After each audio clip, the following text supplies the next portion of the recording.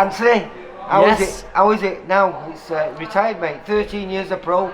Yes, it's been mad busy, if I'm honest. You know, since retiring, so it's not felt like it. I've not woke up any morning and think, oh, I want to get back in the gym and I want to get a fight day. I've not thought that, so that's a good sign. I know it's only been 4 weeks, but hopefully I never do think that. But I've been doing little bits, keeping fit. So I've not I've not let myself go. I'm not walking obviously, around. I come down here to interview Jake James, one of our fighters who's fighting him. Yes. Just over 2 weeks' time, isn't it? Just over 2 weeks.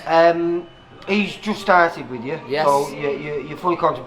But you have been a coach with Dylan Evans for quite a while. Yeah, well, and before that with the amateurs, and obviously, you know, I've been in corners for a number of years, not coaching, but you know, you pick up little things, and you know, it's something that I really enjoy. It was funny, like after I retired, and people asked about getting a stable of fighters. I says, no. I said, I've got Dylan there, but I want to spend a lot of time with the amateurs.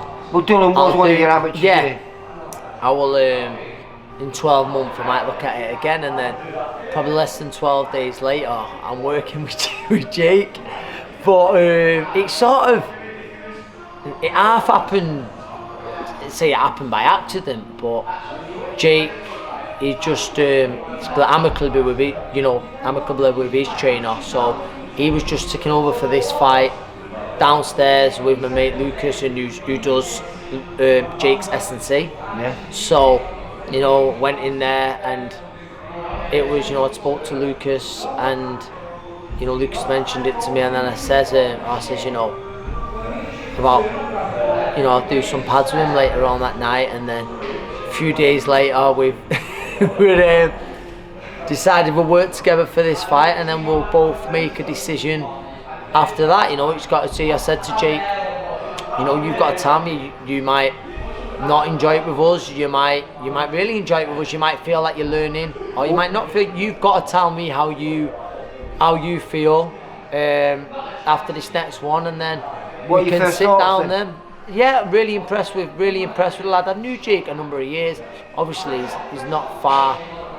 He doesn't live far from us, so I always seen Jake out and about. But I've only seen very little of him as a professional. I've seen him as a schoolboy, very good schoolboy, junior. Won national titles, and you don't win national titles if you can't box. And it's that he won quite a few of them as well. He did. So no, very very good boxer. And I just seeing him, and we started going through stuff, and then just straight away I told him what I felt, little mistakes that he was doing. He agreed. He says, you know, I've noticed that myself, and I picked up on them straight away. And I just believe it's hard for this fight. Listen, we've been together 2 weeks, 2 weeks more till the fight night. We're just going to spar together. I mean, we might actually spar together because I can't. It's hard. We've been working at the night. I'm not going to be able to get out, but you know, a good week of sparring, and then you go into fight week.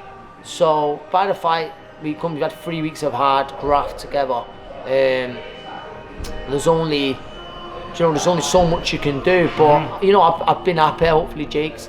Well, I was watching him there on the pads with you. Yeah, it looks seems to be, because obviously Jake's main attribute as an amateur was he was a sword fence. He was a fantastic. Yeah, there was that days when he was point scoring, wasn't he? Point scorer, computer scoring. He was very good at it. Doesn't look like a point scorer now. I know he's certainly whacking with the right hand, especially. But first thing that I said, and this isn't a pop at any of the old trainers, because he was originally with Arnie, then he went to Haroon. I actually rang Haroon. He just stays in this building, doesn't he? He don't move. He might be coaching, but he stays in this building. Do you know what? I didn't even think of that. But yeah, so Haroon, and I said to him, like I say, this amicable, and I asked him, I said, you know, what was you working on, if you don't mind me asking and stuff, and you know, we agreed on things, and I was just, I believe someone with Jake's sort of height and reach, he's got to establish that jab, he's got to turn that jab into a weapon, you know. He's got to be commanding, demand respect with that jab. Utilise his natural abilities. Yeah, and that's what, sort of just starting off, I thought, no, I didn't feel he was doing that, and I really said the same, thought he's got good feet. So what I'm using his feet a little bit as well. Do you know, I think people straight away, it's crazy for some reason, they think oh, successful amateur moving the feet and that. You can't do that as a professional. I mean, I think I know pretty well. I think Lomachenko probably got the best feet. Lomachenko didn't turn professional and stop moving his feet, didn't slow his feet down. His feet are unbelievable. Look at Usyk. Yeah. He's still got his amateur feet. You know, start looking at that. So people, I get, listen, there's times where you can't just fly around for 12 3-minute rounds on your feet like you might do in 4-2s as it was back then. I know it's 3-3s, it's changed a little bit now. But, you know, I think when you've you got won your good feet, title, that was 3-3s, wasn't it? No, it was 4-2s. Was it 4-2s then? 4-2s it was, yeah. So, do you know, if you can't sort of have those great feet as an amateur which win your national titles, turn professional and then forget about them. And so that's what obviously I want Jake's using his jab more, being more authoritative with it, you know, demanding respect with the jab, and you know, using his feet and just trying to add to his game. And like I said, it's been a few weeks. We'll both sit down after this fight and hopefully we can put a plan together. Put a plan together. I want to say stable, I'm happy with them too, but I did say that and it lasted 12 days. Listen, we'll see. Like, I think I'm going to go in the gym, in my old gym tomorrow, give Joe a bit of an hand. So I'm busy. Is there any amateurs here that you think could come through the ranks and turn pro? Yeah, well, possibly. And that's so, Charlie O'Brien here, who helped me out. Charlie Ped, who you know. Yeah. Charlie's in here with us. Frankie was in tonight. It was good to see him. So, you know, eventually, yeah. But I mean, we're getting a good little team with the amateurs.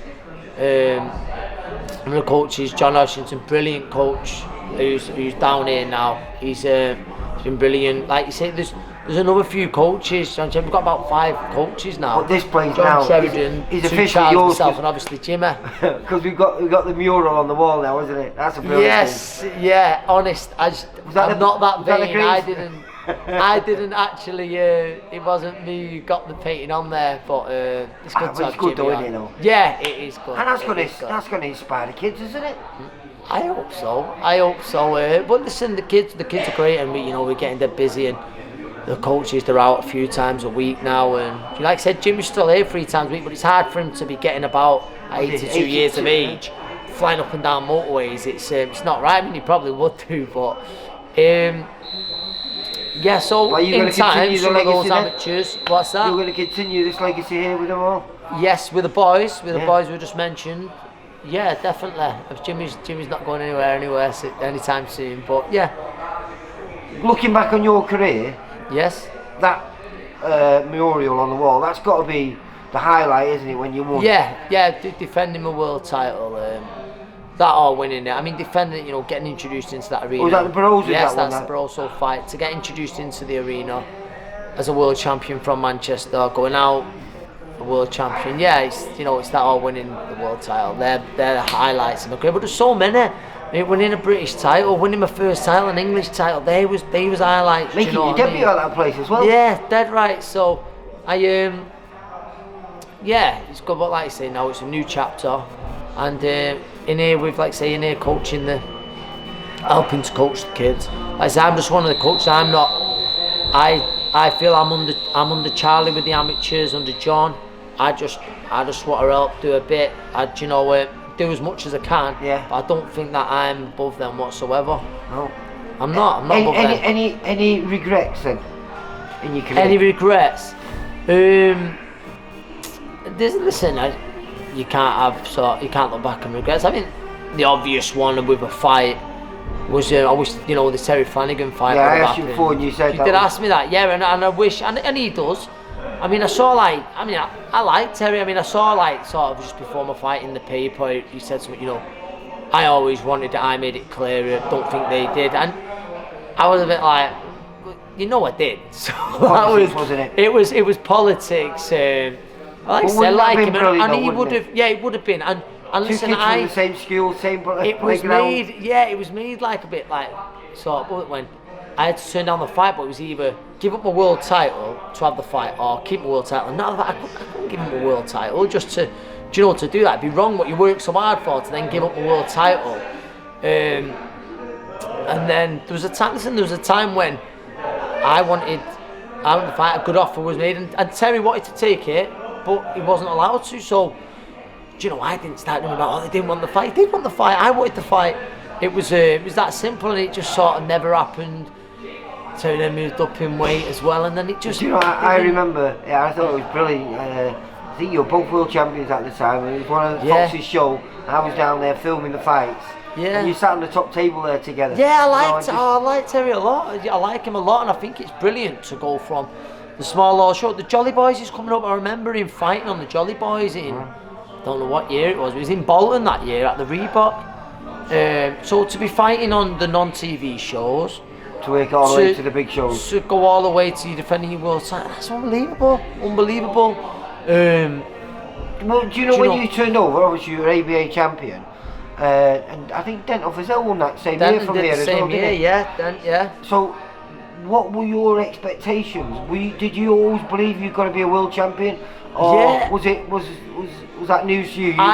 No, listen. Terry just wanted to be a world champion, a British champion. Yeah, so massively, you know, when you think sort of overachieved in what he set out to do, and listen, I overachieved in a lot of people's books, but obviously I had the amateur pedigree, but so when I first turned over, you know, I'm thinking, you know, that's what I want. It's always been the dream to win a world title, but there was times in the career, as you know, early on, that looked very, very unlikely it was going to happen. But I never stopped believing I could get to that level, even those dark times and stuff. But there was times probably in those where I think, oh look, I'll settle for this, even though I want the world title, I'll settle for something less. Yeah, that's it, mate. No, listen, it's a guy that when you talk about boxing, you're the one that everyone should look up to, because because like you say, you've achieved so much. Some ups and downs, everyone said no, you can't. Yeah. And you went out and proved that you could. Yeah. So it was. We got there in the end. Mate. But yeah, it was a mad career. And obviously finishing off as being, you know, like the new Ricky Hatton of the Manchester Arena. You know, that place was yours, wasn't it? Yeah, as it was his. That's one of my 15 years Ricky ago. Ricky said something himself. That was my proudest achievement. Like, you know, I have the best, like the highlights of your career, winning a world title, defending your world title, winning British titles. You know, you have those massive highs. Mr. Manchester. But you know, like the support you get, that's something that you're just so proud of. Like people coming out and, you know, singing your name. It's mate, unreal. Do you know what I mean? And that's one of the things you miss, and I will miss. But how did you feel with your fight with John? Because that was really, that was a real sort of, and it was sort of the city was half divided. I think the bill was that a major turning point for you though? When you beat John? It was a big turning point in the sense that, you know, from that fight, it was a great fight as well. Like people really started believing us and thought, he could. John's a quality fighter. He could do something. This Crolla, like, you know, after that. What was your game plan? Because I've always said this. It was crazy because the storm that he threw at you for about 4.5 rounds was phenomenal. Yes, it was, and I genuinely knew. I'm not like just saying it like. Even when those rounds under every fire, like, you know what I mean, he threw the kitchen sink at me. I never doubted the game plan or thinking. I don't know, I've done a lot of round sparring. I still felt in control, even though someone say I felt in control, didn't look it, but no, I didn't. I never panicked, which you could see, and then when the moment came, I took it.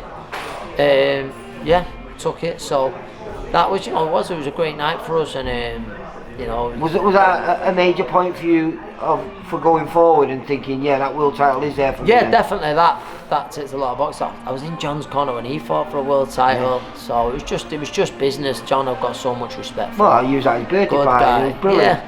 You and Kevin Mitchell both turned up. Top guy, he's John, man, he's a character, and he learnt me a lot. He learnt me a lot in those early days. You know, when I'd first gone to the gym and was sparring with him, and you know, I got some hidings. To be honest, but I learned. Yeah. Well, listen, it's been a pleasure. Looking forward to this new chapter in your life, mate. And that starts with Jake on what, 21st? Like say, we had Dylan out before then, but yeah, Jake is on the 21st. Yes. But this is official now. This is full time now, mate. It is. First one as a full-time trainer. Andy, thank you very much, mate. Take care. Take care, man. See you soon. Bye. For all boxing info, news and latest interviews, amateur and pro, across the north, click and subscribe. VIP Boxing Promotions. Also Twitter, Instagram and Facebook.